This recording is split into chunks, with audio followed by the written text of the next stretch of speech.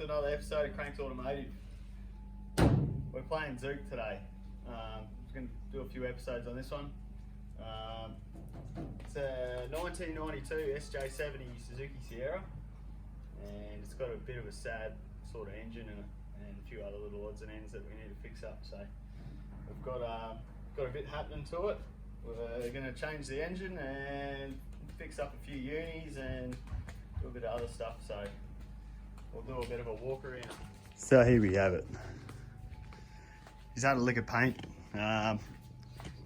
probably about 8 years ago. Paint's held up pretty well, and it does get used as a four-wheel drive quite a bit. I tell you what, these things will go pretty much anywhere, so short wheelbase little thing. Interior's got a bit of age and wear and stuff on it, but that's fine. So our main concern at the moment is getting the engine right, and I've already fixed up the universal joints, and I'll show you guys that very shortly. One was absolutely cactus. It's big vibration all through the drive line, so pop the bonnet and have a look.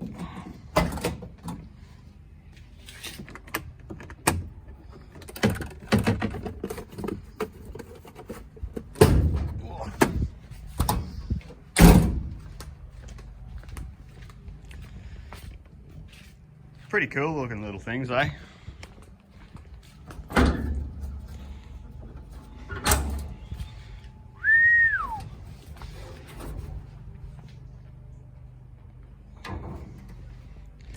Bam. Got enough NUS in here to blow himself up. So pretty much this is a little 1.3. It's a G16b engine, and they're also found in the Suzuki Swifts, around the same age sort of group. So it's done what it needed to do. It's just very underpowered, and yeah, needs a bit of an upgrade. So there are a few things you can do to them. You see a lot of people, some people put 4AG ZEs in them. That's pretty sick. I would, but they're pretty expensive. So I'll show you what's going in it. Now this is out of a 97 Suzuki Baleno. It's a G16b engine. So it's EFI, and it's the coil plug or coil on plug type. So it runs a waste spark setup. And tell you what, a few people have done these conversions before on the Sierras and actually go pretty well. So not overly hard. You have to do a few modifications to the sump. I'll show you guys what I've done. It's the old sump there, and to modify the oil pickup tube and everything like that. So if you're handy with a welder, you can do it. Yeah, so pretty much we're gonna pull the old engine out and prep this one up and get it ready to go in. Make it look pretty tidy, because I want it to all look pretty good. And also, when I get the engine out of the Suzuki, I'll have to count the spline on the input shaft of the gearbox, so I can upgrade the clutch, because there are two different types of clutch on it. There's a 18 tooth and a 20 tooth. So we'll get that sorted out, and we'll be doing a bit of wiring. So pretty much got the engine out of the car from the wreckers, and I got all the engine bay wiring and fuse box, and also a bit of the body loom. So you don't need all of it, but it's good to have it all and then go through it and, you know, take out anything you don't need and just take your time and do it right. But I'll show you guys a bit more of that a bit later. So we're gonna get stuck into it, pull it out and clean up the bay and everything like that, and inspect everything else, and should be sick. Let's get it happening. So pretty much before we pull the motor out and everything like that, I'm just gonna compression test it for shits and giggles, see what it's like, and you know, if I want to sell the engine, at least I can provide whoever buys it with a compression test. It's obviously a bit sad and pretty underpowered, so I'm not expecting the greatest readings, but even then, it might still be quite consistent throughout the cylinders. So I'll show you guys how to do that. Obviously you'll need your spark plug sockets and stuff like that, and you don't really need a flash Murdy one, but you can get compression gauges, or compression tester gauges and stuff like that from a lot of stores. So we'll pull the plugs out, and there's another thing that you need to remember when you're doing compression tests. With a carbureted engine, I always like to disconnect the spark, so unplug the coil sort of thing, because the fuel's still going to be coming through and atomizing, and then you have leads going and sparking. There's potential for fire or bad things to happen. So just be sensible. Should be right.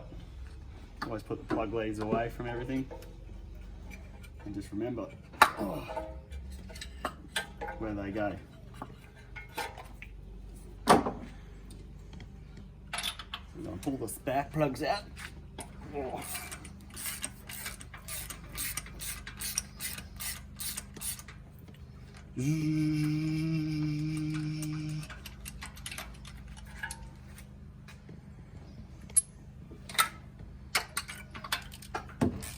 that was loose. Probably half the problem.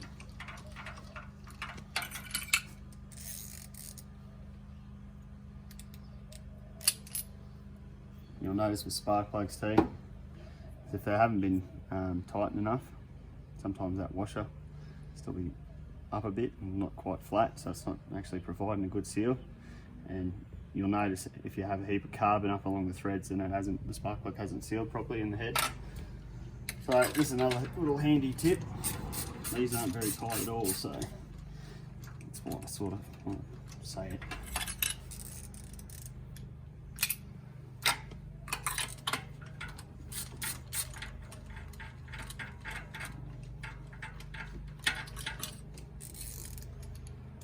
Oh, milk bread.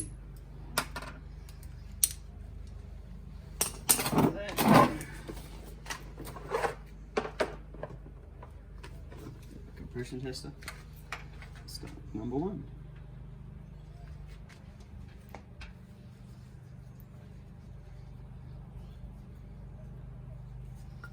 Anything with spark plug threads, you always take your time. If you're having trouble getting it in, or it feels like it's cross-threading, don't force it. It's pretty simple.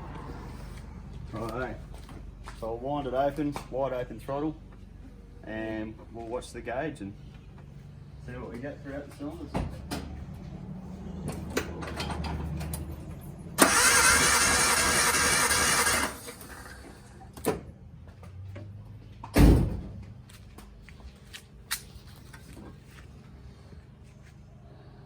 So I'm going to say 125 PSI. It's always good to write it down. I can usually remember it. You're not looking for massive amounts of compression. You're looking for consistency. And always read your manufacturer's specifications of what the compression should really be, and go from there. But if they're within 10% of each other, then usually you're pretty right. On to number 2.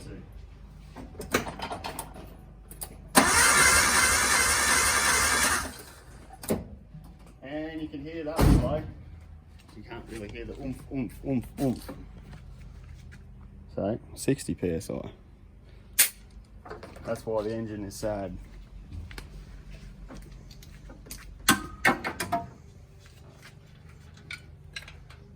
I know sometimes you probably want to run them up hot and stuff like that, but currently got the sump off this one, so I don't really want to run it. I don't think winding it over this much, just to check out the compression readings, is going to hurt the bearings or anything. It's not like it's running, so.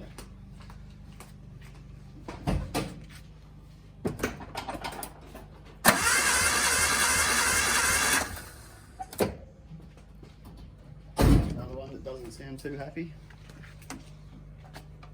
So I'm going to call that 95 PSI. So 125, 60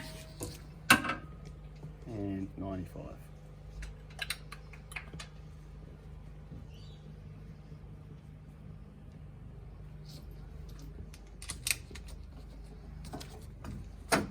Last one.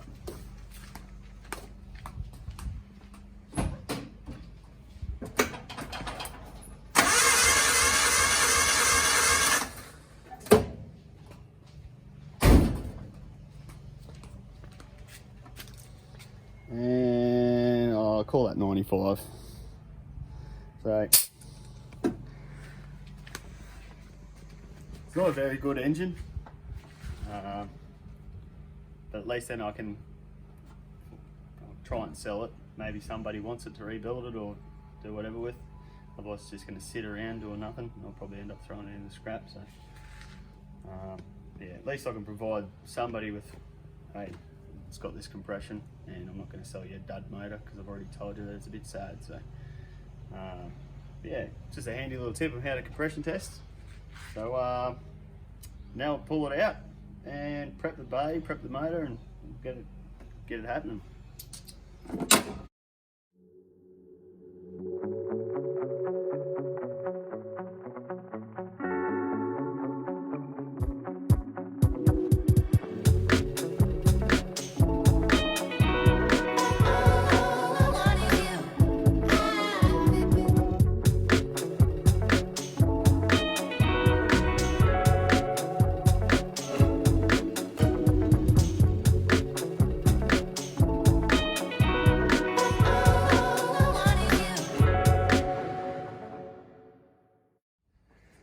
So pretty much everything you need to pull these things out. 10, 12, 14 mil spanners, couple screwdrivers, pair of pliers, ratchet, and 14 mil impact socket and stuff. Do these all. They're pretty simple, very, very basic. So we'll yank her out, and hopefully the studs on the bell housing aren't going to be seized. So they like to corrode those things. So there we go. We'll pull her out, see how much of a mission it's going to be, and test the high tensile strength of everything we forgot to pull off. Let's make it happen.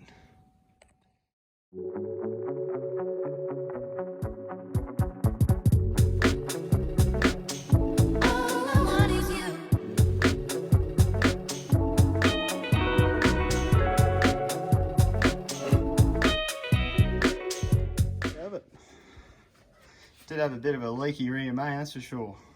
Not very happy, but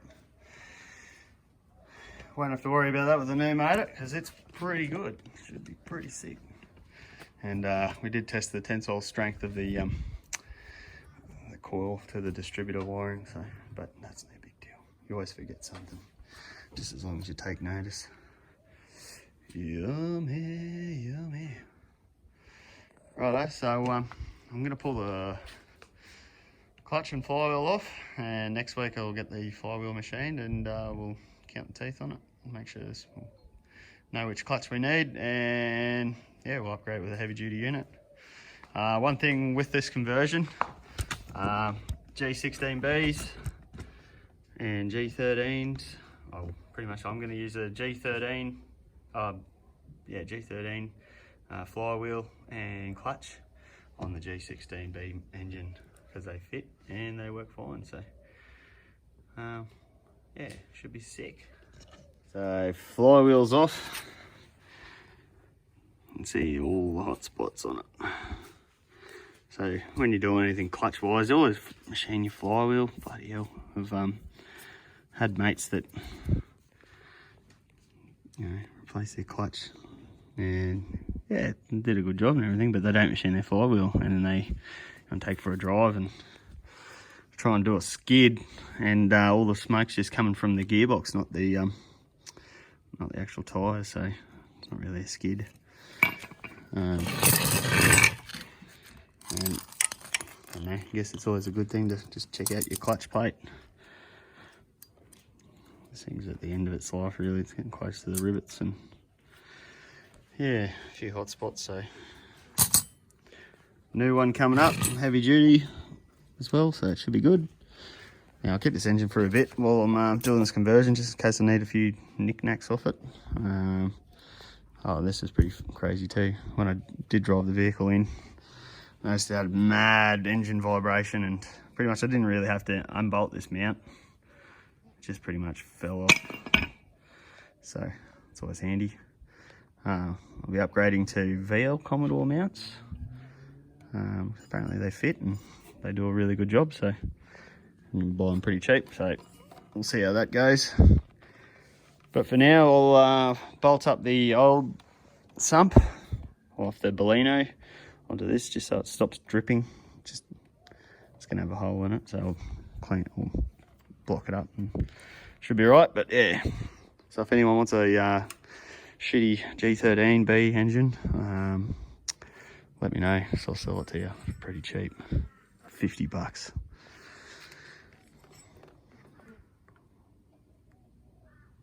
Pressure clean the bay and clean it all up, clean that bell housing up, especially too. It was a bit of a shit fight, so. Let's talk sumps and oil pickups. Pretty much welded. I'll cut the Bellino crank angle sensor part out of it and got it welded into there. So it's not too bad because it doesn't really affect the baffling at all. So it's there for a reason, stop the slosh. So when you're doing sumps and stuff like this, always give it a good clean up and everything like that, and make sure there's no shit in it. Otherwise you'll have a bad time. Pretty simple. And the oil pickup tube, modified. So pretty much that's the Bellino flange there. They're a different size tube going into the oil pump. So yeah, just chopped it off at the flange and welded this piece onto it. So, and just welded on the new support bracket there.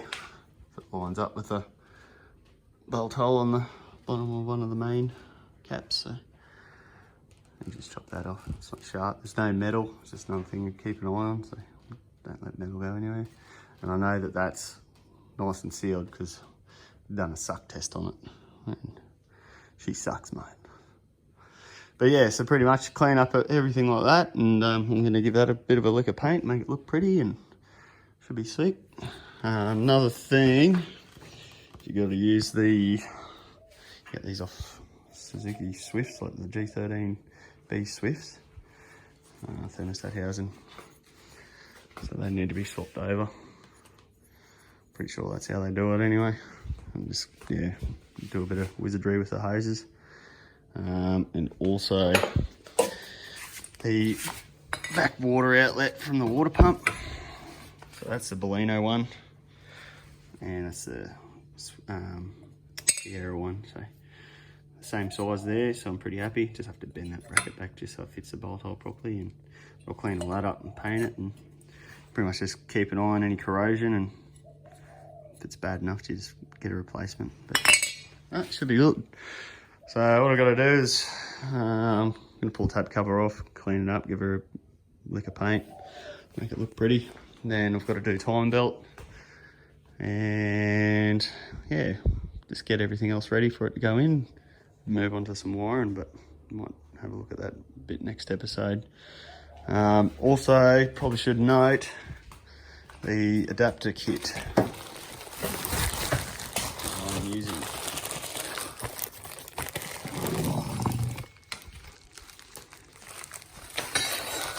Pretty sure this is a Ben T kit.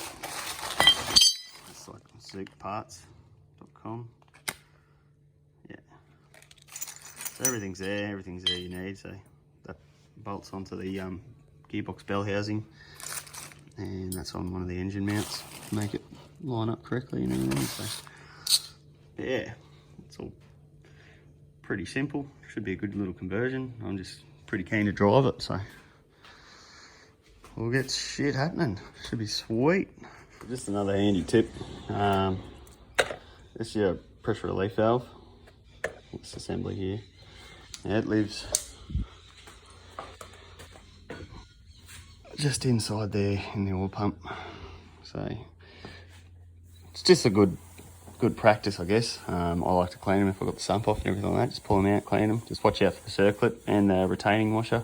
They'll shoot out pretty quickly, as I just found out in this one. So it's always good to give them a clean up. Otherwise, if the oil pressure valve sticks, or pressure relief valve sticks, you can blow out your crank seal or even the seal on your oil filter.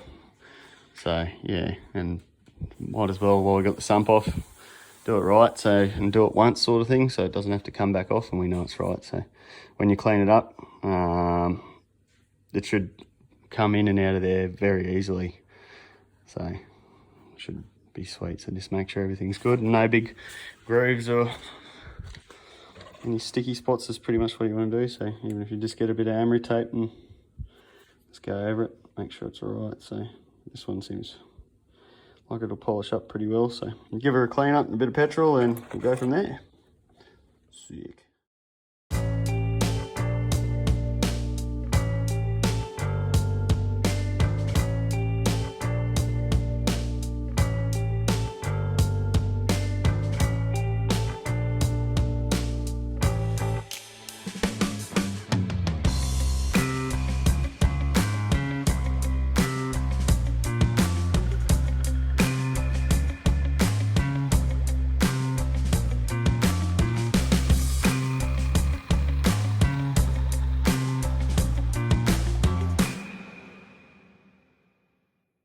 And that's the oil pickup tube on. And the block surface clean, ready for the sump to go back on. Sweet as. Pressure relief valve's all clean. It's working as it should.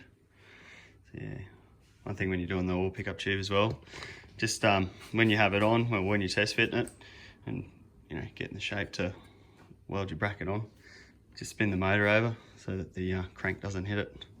Just another handy little tip, because that would give you the shits on first startup. So yeah, we'll get the sump glued on, and yeah, get onto the tappet cover and timing belt. Cheer boy.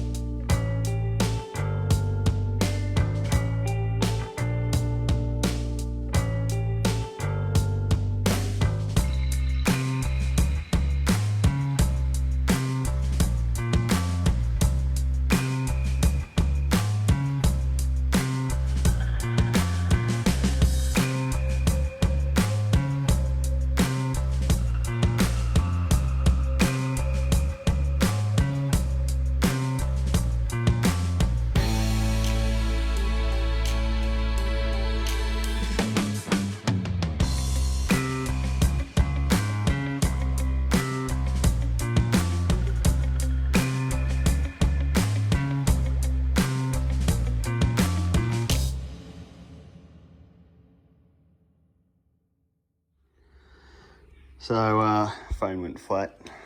I couldn't really film installation, all the removal and installation of the time belt, but it's not hard at all. Just read the instructions and rah. I've done many a time belt, so it's pretty much just second nature to me. So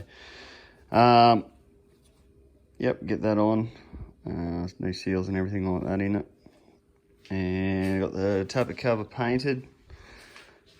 Now I'll just put it all back together and yeah, should look a bit better than what it did. So we'll get into it.